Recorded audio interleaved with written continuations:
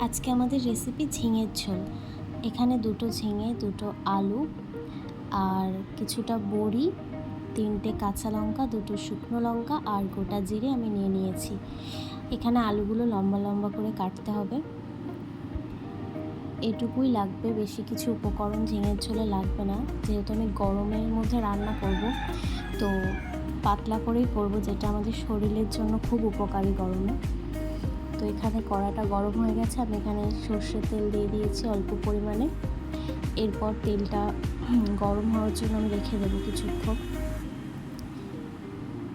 তেলটা গরম হয়ে গেলে আমি এখানে যে বড়িগুলো রেখেছিলাম সেগুলো হালকা করে লাল লাল করে ভেজে নেব।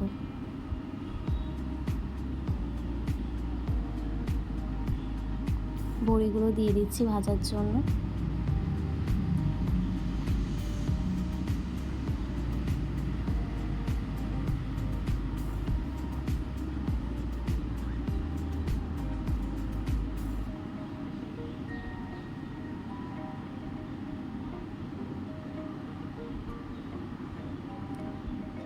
এই যে আমার বড়িগুলো লাল লাল করে ভাজা হয়ে গেছে। এর থেকে বেশি আমরা ভাজবো না, এরকমই লাল লাল থাকবে কিছুটা। এবার বড়িগুলো আমরা আস্তে আস্তে তুলে নেব।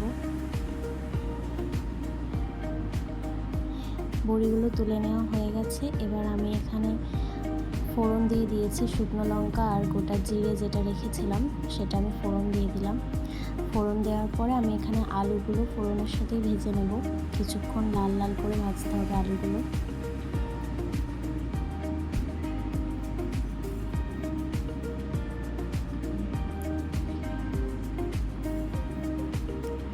এবার আমি আলুটা ভাজার সময় পরিমাণ মতো নুন দিয়ে দেব। আপনারা আপনাদের স্বাদ অনুযায়ী লবণ দিতে পারেন।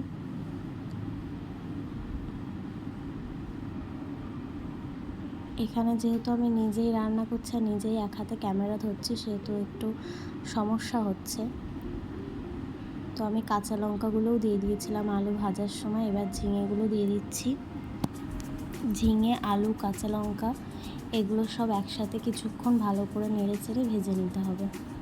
ঝিঙেগুলো যখন জল ছাড়বে তখন আমরা এতে কিছু মশলা অ্যাড করব।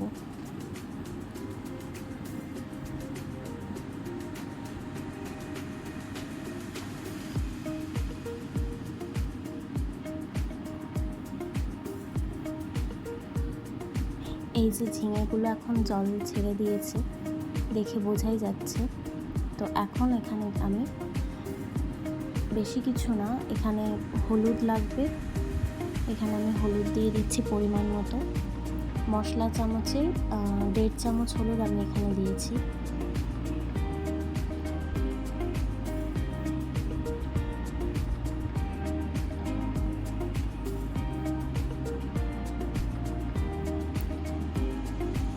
হলুদ দিয়ে আমরা আবার ভালো করে এটাকে নেড়ে ছেড়ে নেব।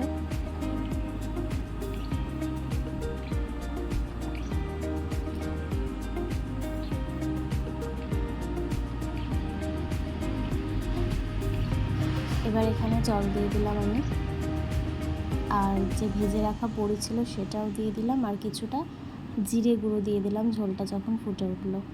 জিরে গুঁড়ো আমি মশলা চামচের 1 চামচ মতো দিয়েছিলাম। এই যে এখানে আমার পাতলা ঝিঙের ঝোল রেডি। গরমে কিন্তু এটা শরীরকে ঠান্ডা রাখে আর পেটকেও ঠান্ডা রাখে। Thank you.